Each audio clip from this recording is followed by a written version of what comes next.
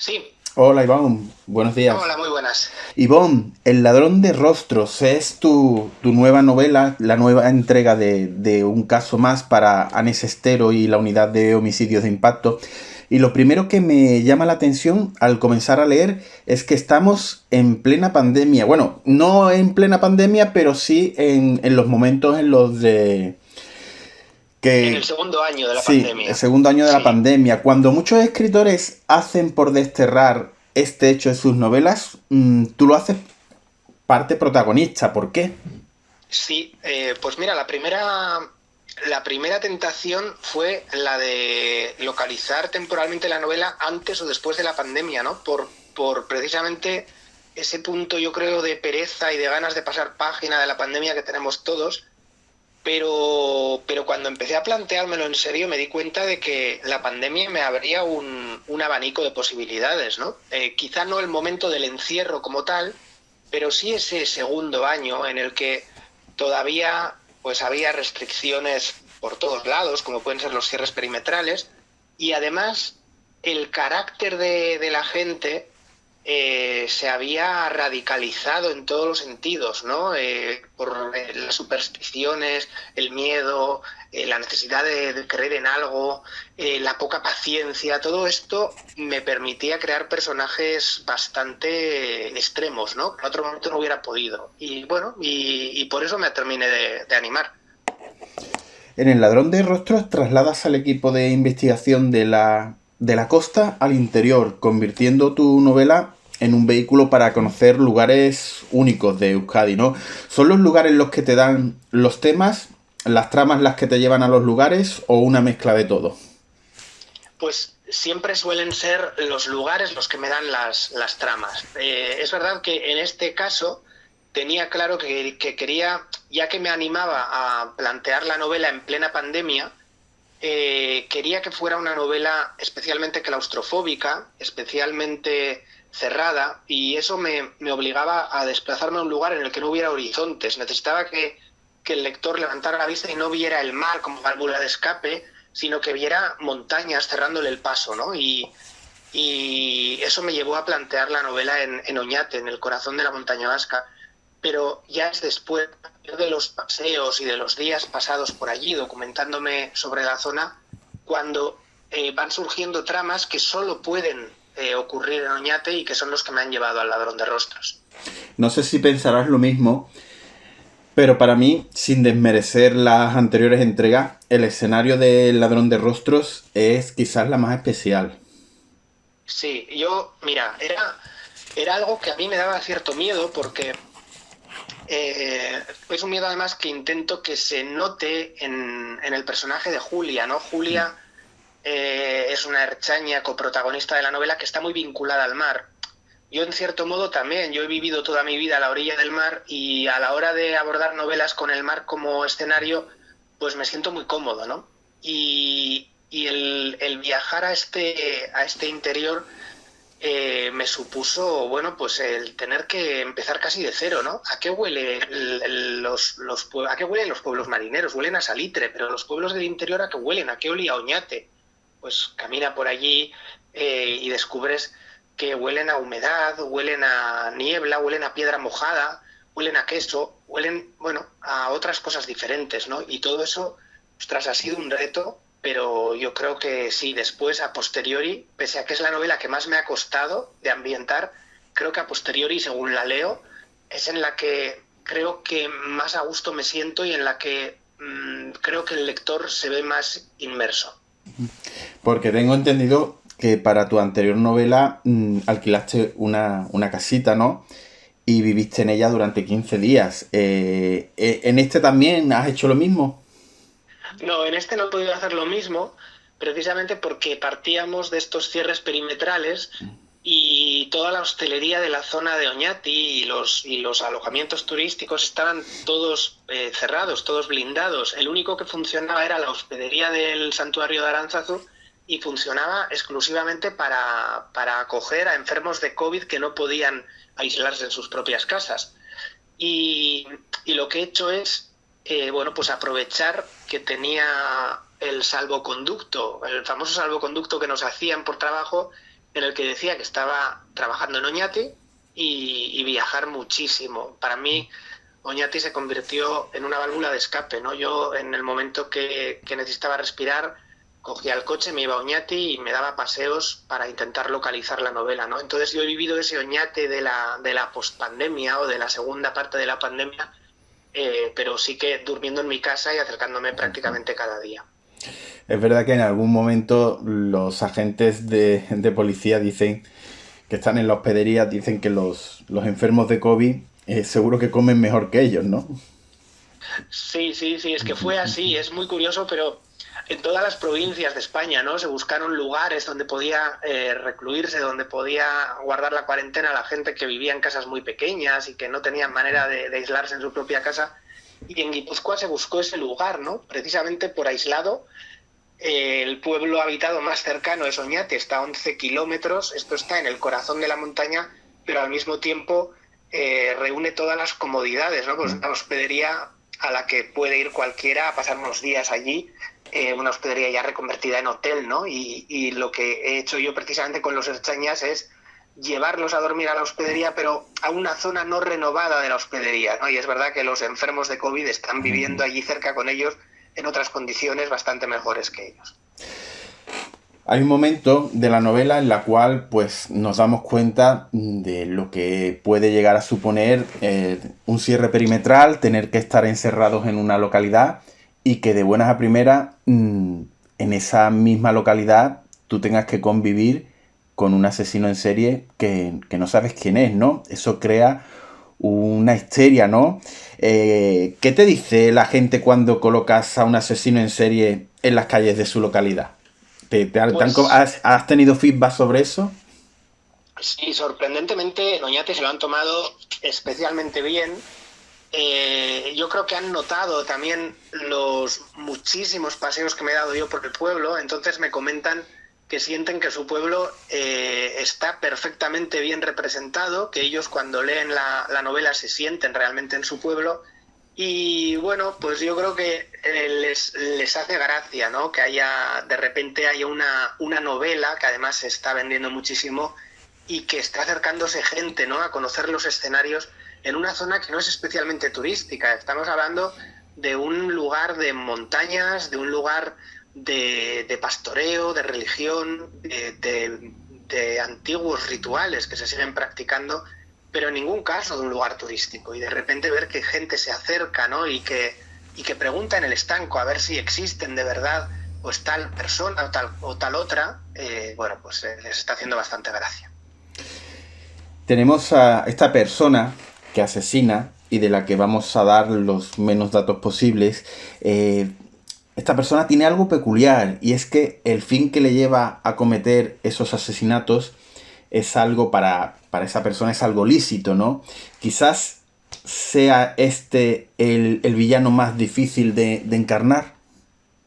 Sí, yo, mira, para mí ha sido mi malo, por así decirlo, mi villano más complicado, sin ninguna duda, porque es un es una persona que bueno, ha vivido desde, lo vamos a ver, porque hay capítulos que están escritos desde su niñez, y intentando que el lector entre en su cabeza, ¿no? Capítulos que además son especialmente difíciles de escribir porque tú como escritor tienes que creerte las justificaciones que esa persona se está dando para cometer los crímenes, para poder realmente trasladarle al lector esa sensación de que está leyendo al asesino, ¿no? O ha entrado en la mente del asesino. Y vamos a ver que, bueno, pues es una persona que cree totalmente justificado lo que está haciendo, tiene una misión divina y la pandemia ha sido pues el acicate, ¿no? La gota final, el último mensaje de Dios en el que le ha dicho, ya es el momento de actuar, o sea, ya no puedes seguir esperando y está actuando, en teoría, por un bien no para él o para ella, por un bien común. Y bueno, esto realmente han sido capítulos que, como te digo, te dejan un poco esa necesidad de después tener tú también que ir a bañarte al mar para sacudirte de encima esta manera de pensar. Hay aquí unos crímenes rituales que que uno solo puede comprender si ve una foto de los 14 apóstoles de Otaísa. ¿Fue cuando viste a los apóstoles, cuando supiste que de ellos tenías que nacer esa parte de la historia? Sí, yo lo primero que descubrí cuando decidí que Oñate era el escenario, lo primero que descubrí fue la cueva de Sandaili, ¿no? Y ahí vi que tenía el punto de partida. Es una cueva en pleno desfiladero, es una gruta apenas profunda, pero en la que dentro hay una ermita construida que ya te está delatando que desde siempre ha sido un lugar oscuro, ¿no? Y lo que se ha pretendido con esa ermita es humanizarla, ¿no? Hay una pila que recoge el agua de las estalactitas y hasta esa pila acuden todavía a día de hoy, desde hace miles de años, mujeres con problemas de fertilidad a bañarse, ¿no? A mí esa sensación de ver todavía ropitas de bebé en la zona, porque la tradición dice que tienes que dejar, después de bañarte, una ropita de bebé en el altar de la ermita y si después finalmente llegas a dar a luz, es cuando volverás a recoger esas ropitas, ¿no? A mí ver aquello me dijo, bueno, o sea, claramente, Ivonne, el inicio de la novela lo tienes aquí, ¿no? Y después, claro, obviamente desde ahí me acerqué al santuario de Aránzazu y ver esos 14 apóstoles abiertos en canal, porque Oteiza los representó abiertos en canal, sin ningún órgano, ofreciéndose a Dios desnudos de todo lo terrenal. Ay, me pareció algo tan desgarrador, tan desasosegante, que vi que ahí tenía la firma del asesino. Y algo que me llama mucho la atención de lo que tú has estado comentando también a lo largo de esta conversación es cómo conviven en tu novela la religión a través de esos padres, ¿no? Del monasterio, de otras ideas más, y el misticismo, algo que acabas de hablar con la cueva, algo que da la tierra, imagino, ¿no? En esa zona. Sí, es algo que está muy presente en el País Vasco. En todo el norte de España, desde Galicia, Asturias, País Vasco, la zona pirenaica, la mitología es muy rica. En el País Vasco tenemos más de 100 personajes mitológicos, cada uno con su función, cada uno emparejado con otros de una manera o de otra, emparejado con un lugar. Unos son buenos, otros son malos, temibles, y eso está ahí. Y eso convive con la religión desde siempre. Hablamos de, por así decirlo, es una prerreligión pagana y después llega la religión. La religión hace suyo parte de los mitos, pero otros muchos están ahí y coexisten, ¿no? Y de hecho ahí vemos cómo tenemos una ermita, pero allí mismo tenemos también esa pila con una tradición celta pagana de unos baños de fertilidad, ¿no? Pero a la vez ya de algún modo, la religión ha llegado ahí y hay que apoyarse en el altar, no hay que dejar allí las ropitas, ¿no? O sea, todo se va fundiendo y desde luego en esta zona de Oñati, que estamos en el corazón de la montaña, es donde mejor se han conservado todos estos ritos, estos mitos, estas supersticiones. A modo de curiosidad, yo quería preguntarte una cosa, porque es que con cada capítulo tú pones, dependiendo del día, la santoral del día, ¿no? Si no me equivoco. Sí. ¿Y eso a qué respondió? ¿Qué se te pasó por la cabeza para hacer eso? Pues fíjate, es algo que creo que antes, antiguamente, tenía mucha más importancia, que era algo que veíamos continuamente. El santoral se ha perdido mucho, se ha perdido muchísimo. Y me parecía que esta novela nos estaba llevando de algún modo de vuelta a esos orígenes en los que la religión tiene un peso muy, muy, muy marcado, ¿no? En El ladrón de rostros vemos que todos los personajes, de un modo o de otro, tienen una necesidad de creer en algo, en mitos, en religión, la superstición, hablábamos, ¿no? Todo eso está ahí, la necesidad de creer y las diferentes maneras de creer, incluso de entender una misma religión. Me parecía que cuando además también hablamos de un asesino que cree que es un enviado de Dios y que le está diciendo tienes que actuar y que está copiando a los apóstoles, había que remarcar esto y también en los encabezamientos de los títulos tenía que haber un guiño, ¿no? Es decir, bueno, no te olvides, estás leyendo un libro en el que la religión tiene un peso importante. Una novela que deja con la boca abierta no solo por la trama, porque en ella descubrimos, como tú has comentado, la cueva de Sandaili, que bien merece descubrirla, porque, bueno, y tiene que estar ese agua fría, pero a más no poder, ¿no? Sí, sí, imagínate, yo la he visto helada, la he visto helada incluso, estamos en plena montaña, en el País Vasco, a casi 1000 metros de altura, en un lugar donde jamás da el sol, o sea, es agua fría y desde luego lo último que te apetecería es quitarte la ropa para darte un baño en ella. También hemos descubierto la Serora, ¿no? La escuela de pastores, los mencionados apóstoles de Oteiza. Nos has hablado de muchas cosas de la novela, pero yo quiero insistir en qué ha descubierto Ibon Martín en esta ocasión con esta novela, ¿no? Pues fíjate, he descubierto que cuando te vas al interior de los territorios, ¿no? Lo mismo en el País Vasco, lo mismo en Galicia, lo mismo en Andalucía, es cuando encuentras que todavía esa esencia que se está perdiendo en muchos lugares todavía permanece. Todos esos ritos, esas creencias, esas tradiciones que se van perdiendo en las ciudades o se van convirtiendo en algo meramente folclórico, todavía perduran, pero perduran con un fondo real, con un fondo en el que hay gente que cree sinceramente en ello, ¿no? Y ha sido para mí muy especial ahondar en todo esto, en un territorio que conocía bien, pero que lo conocía como excursionista de montaña, ¿no? De irme a dar un paseo por la montaña, de ir a captar buenas fotos y buenos atardeceres. Y de repente lo he visto desde ese punto de vista mucho más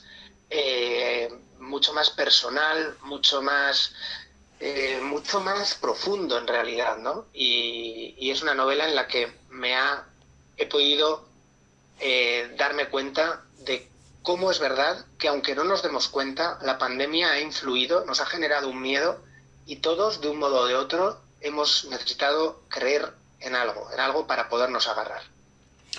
Una novela, Ibon, donde se sospecha de todo y de todos, y para ello tú te has encargado de dejar pistas para que el lector juegue a detective. Eso quizás es algo que a los que leemos novela negra nos encanta, ¿no? Intentar unir piezas y descubrir, ¿no?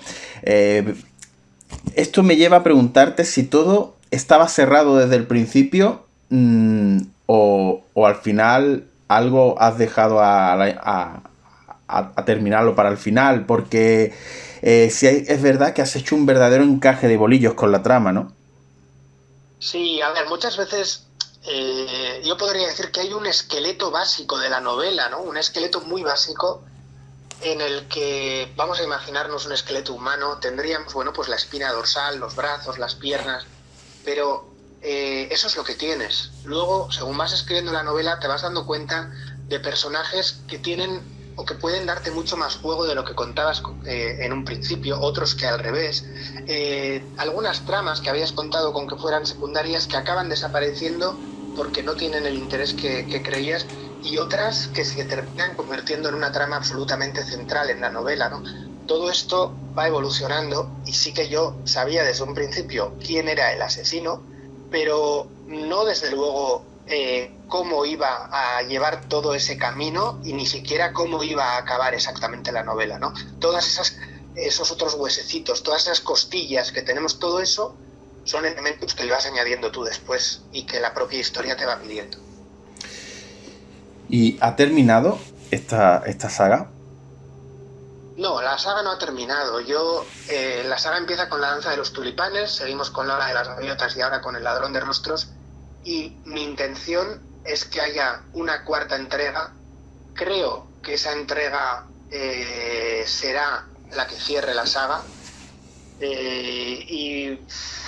También podría decirte que creo que si el protagonismo suele ser de ancestero, con Julia, las dos Erchañas, ¿no? Pero con Julia de coprotagonista, en la siguiente novela me gustaría dar un giro y que fuera más bien Julia la protagonista y Cestero la que la acompañara. Pero bueno, esto son ideas que tengo ahora mismo en mi cuaderno, pero que todavía no han empezado a plasmarse en el ordenador.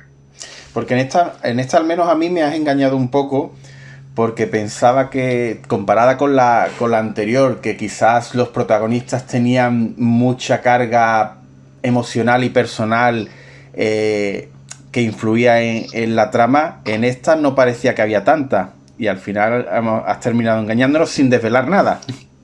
Sí, es verdad que al final el guiño personal yo creo que lo encontramos más al final de la novela que en otras novelas que lo hemos ido encontrando durante toda la novela, ¿no? Pero ese guiño final creo que es el que está pidiendo a gritos una cuarta novela Ujú. para ver qué ocurre, ¿no? Con ese guiño. Es verdad que la novela termina, el caso se cierra, pero hay un pequeño guiño personal, precisamente de la historia de Julia, que pide que haya una novela que nos explique un poco más eso. Y más o menos ya te digo, sin desvelar nada, ya sabes más o menos a qué zona te vas a trasladar. Espero que al menos sea un poquito menos claustrofóbica que esta, que es preciosa, pero una angustia, una tensión del escenario. Sí, es verdad, es verdad. Pues ahora mismo todavía no tengo decidido el escenario. Estoy en ese momento de decidir el escenario. Tengo la tentación de regresar a la orilla del mar, pero no deja de ser una tentación en la que también tengo algún otro lugar de interior. Tengo que ver qué tipo de trama podría localizar en cualquiera de ellos, pero a bote pronto, si tuviera que apostar, te diría que volvemos a zona costera. Estupendo, pues te deseo mucha suerte con esta novela y bueno, que encuentres la inspiración para la siguiente que estamos deseando de leer. Oye, muchísimas gracias, es un placer. A ti, Ivonne.